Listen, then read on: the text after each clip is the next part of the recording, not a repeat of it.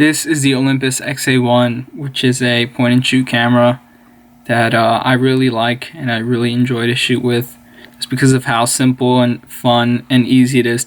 If you look around the camera, there's not really that many buttons or controls or knobs, anything like that, that would complicate the shooting. It's really just opening the clamshell and just taking a picture.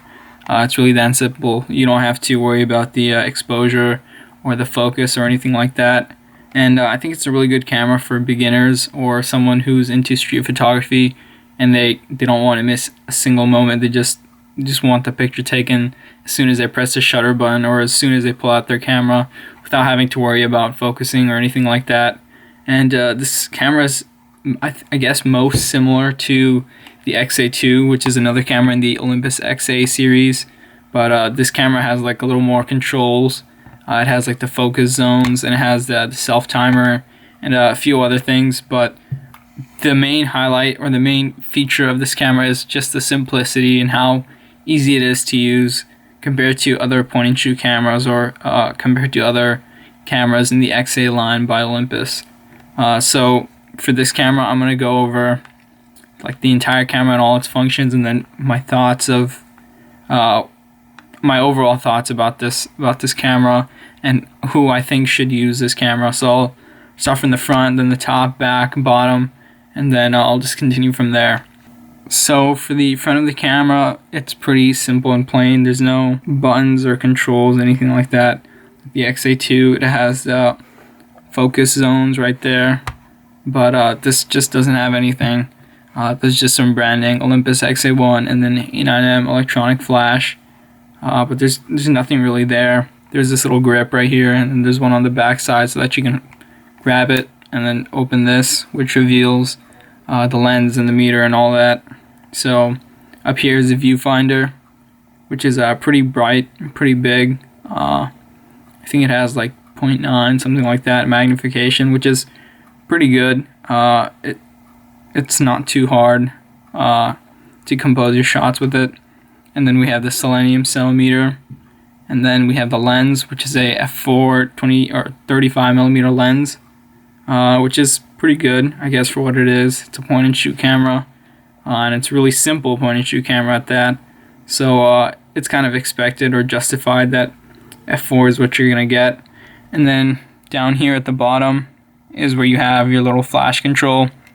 You turn it one way for the flash, and then turn it the other way to turn it off. Pretty simple.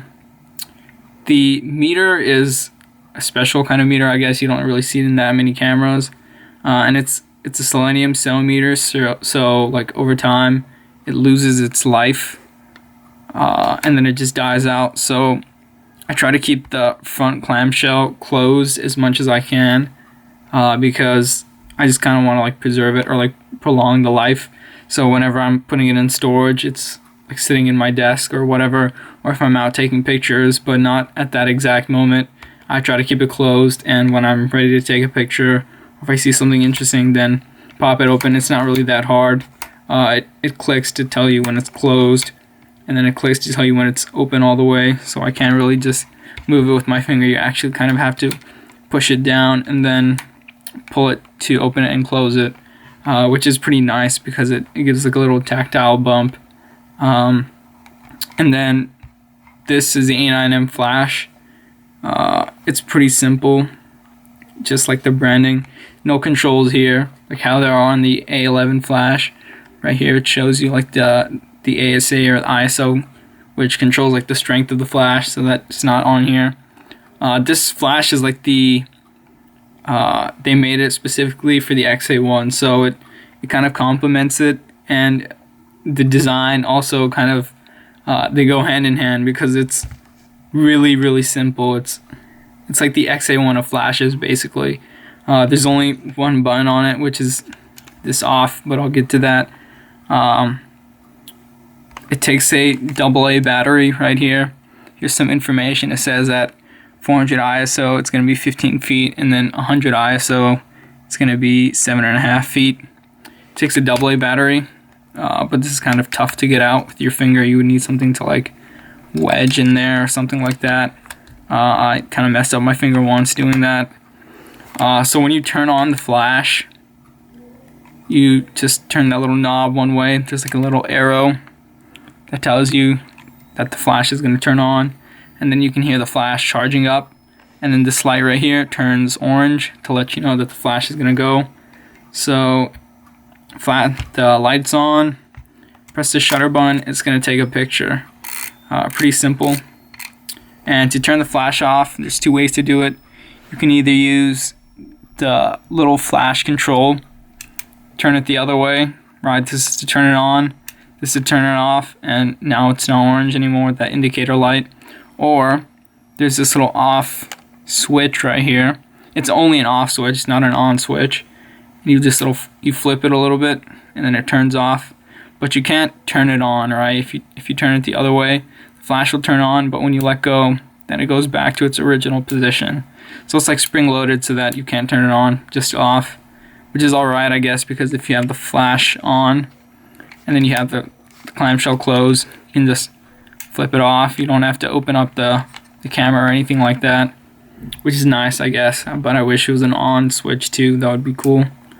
And then the top of the camera, again, pretty simple, not really many controls or switches, anything like that. So right here we have the shutter or the frame counter. Pretty simple. It tells you it's highlighted at 24 and then 36, and I think empty, I think, is also highlighted. And then the shutter button, which is really nice actually. I really like how they did it, where it's like a half press or like maybe a 3/4 press before the picture gets taken, and there's just that tiny little bit you have to go afterwards, and then the picture gets taken. But I'll explain that a little bit later in detail. And then there's this grip right here, which kind of like the one on the front, where you can kind of use it. You can, I guess, use your fingers to pull it open. And the film rewind knob, pretty simple. Counterclockwise to unload your film, but I'll show that in a little bit. So for the shutter button, you can see right here I'm pressing it down part way, and you can see the aperture blades opening. Let me get it a little bit closer. You can see it opening, and I'm pressing it part way, so it's like I think 75% of the way down, and then you press it just a little bit more, and then it takes a picture. I really like that because you can be like, waiting for something, and you have it pressed down this much, and then right when whatever you want to happen happens, you just go down that little bit of distance, versus you're waiting and then you have to press it down all the way. I think the way that this is designed, we go part way, and then it opens a little bit, and then the little extra or the last little push takes the picture. I really like that because it lets you know, or you know when the picture is going to get taken, at what distance you're going to go. But it takes a little bit of like practice and getting used to, because at first I would press it like maybe part way, and then I would go a lot more, and then the picture would get taken. Like I would go just like 10%, and then I would go like the last 90%, and then over time I realized, okay, this is how the shutter button actually works. But it's really good, and it takes a little bit of getting used to, but in the end I really like it. And then for the back of the camera, pretty simple. Again, no controls or anything like that. There usually aren't any, but there's no branding, no nothing, no battery check, mostly because this camera doesn't have a battery. The meter just powers itself, and that's it. There's no battery compartment here. There's just a battery for the flash, but that's for the flash and not for the camera. I'll get to the inside of the camera, but I want to show you the viewfinder. Right here it shows, I'm not sure if you can see that, but there's like frame lines in there. Maybe if I get a little bit closer. There's frame lines in there, which kind of dictate, I think it has a 0.92 or something like that magnification. And it has this really interesting indicator. Let me cover up the light meter. It has an indicator right here that if the shutter speed gets too slow or if you don't have enough light, then this red little indicator comes up. It comes up at the bottom of the viewfinder, and you can see the same indicator at the top or the front of the camera. It pops up right there, but you're not going to really be paying attention to it at the front. It's just going to be from the back, where you'll be like looking through the viewfinder, and then it's going to pop up right there. The viewfinder is pretty nice and bright and big. So for the back of the camera, I'm going to pop this open. And so this is, let me take off the flash so I can get the camera in the full frame. This is the back of the camera. I got it used from KEH.com, and it came pretty clean. This is basically the condition that you see. This is exactly how I got it, and it was the bargain condition. So that kind of gives you an idea of what they consider bargain. And it's, if I didn't know any better, I would probably think that this was in excellent condition, because there's not really any big noticeable scratches or anything like that, and it works perfectly fine. So it came installed with the light seals already over here, but just in case, I put them on the actual body of the camera. So the light seals go up in this top little channel, and then this bottom one, pretty much like any SLR, rangefinder, anything like that.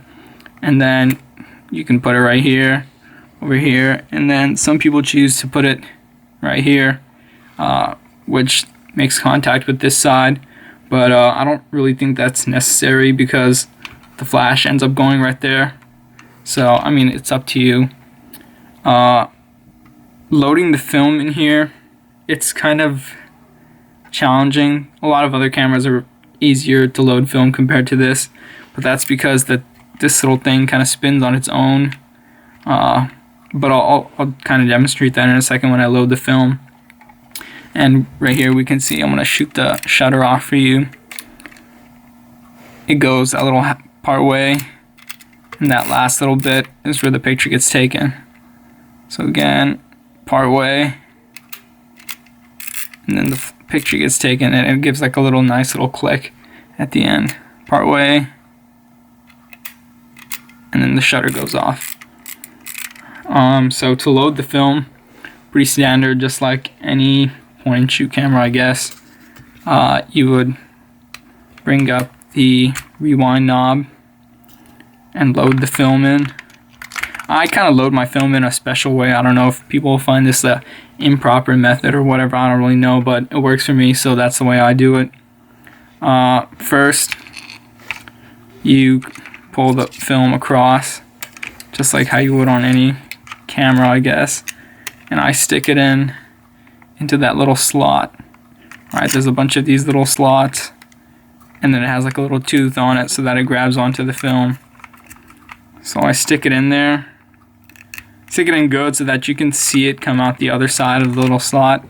I don't know if you can see right there, but it's coming out from the other side of this little column. And then what I do next is I make sure that the film is tight. So I'm winding it as if I would be rewinding it. And then I make sure that the gear and the sprocket teeth come into contact with the holes.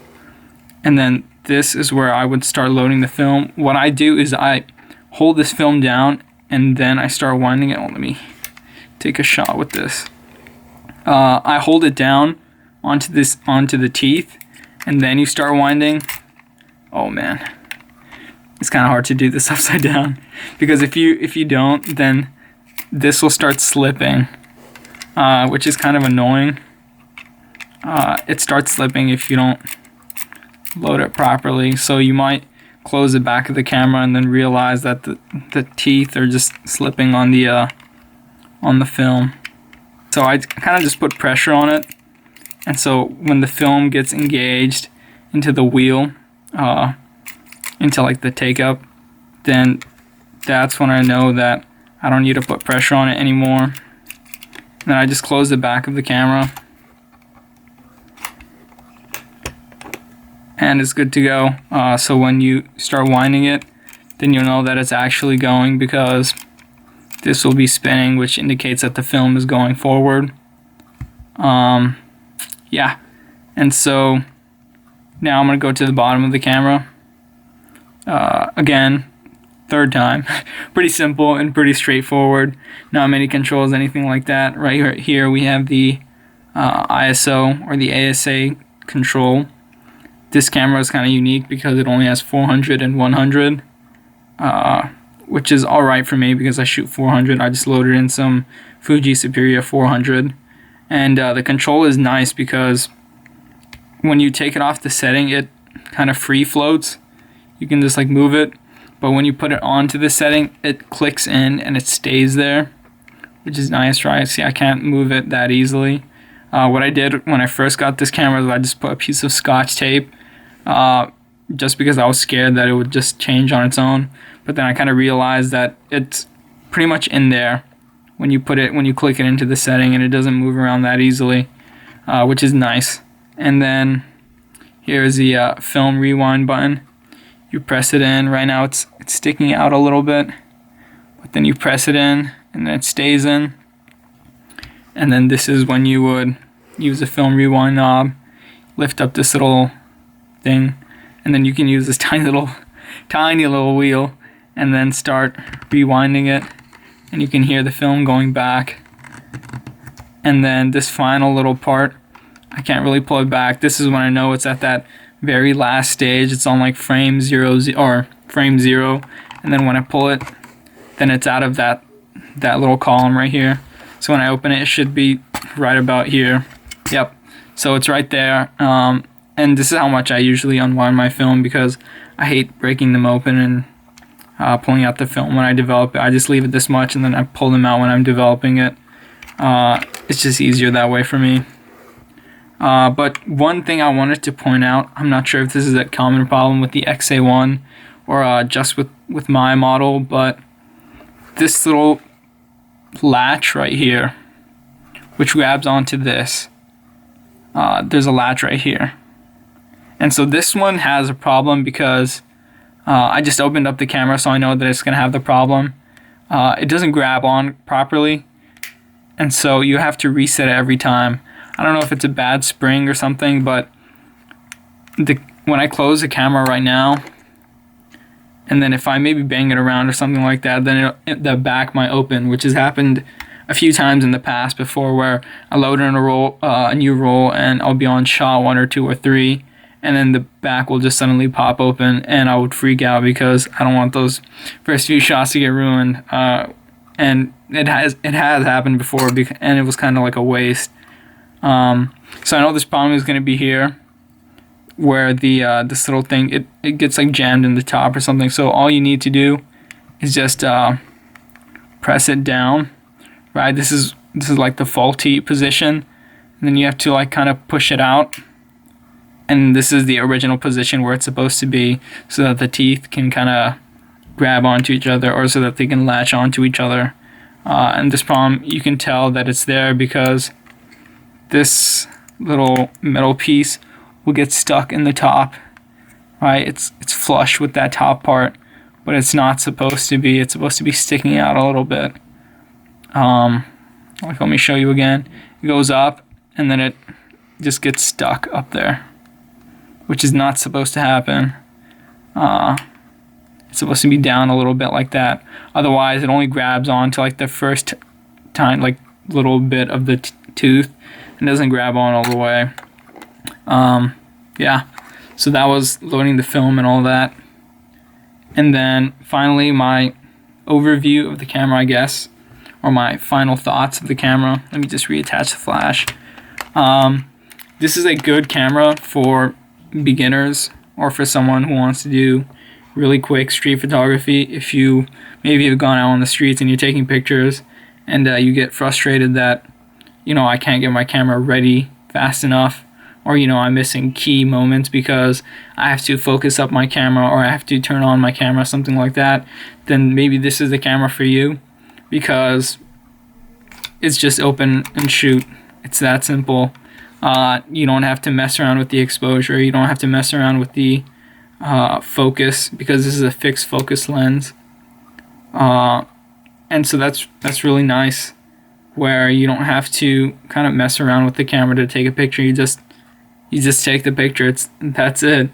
I got this camera for, I think, $88 from kh.com, and I know that's kind of steep of a price for a camera this simple, but I think there's like a tax on it, like an XA tax, because the XA1 and the XA2 prices have kind of been driven up. So this kind of just, it's an XA camera, so the price just naturally went up. But if you can find it for cheaper than that, or maybe a little bit more expensive but in better condition, it would definitely be worth it, especially with the flash. That would be really nice if you could get it with the flash, with the A9M flash, or if maybe someone's selling it with the A11 flash or the A16 flash.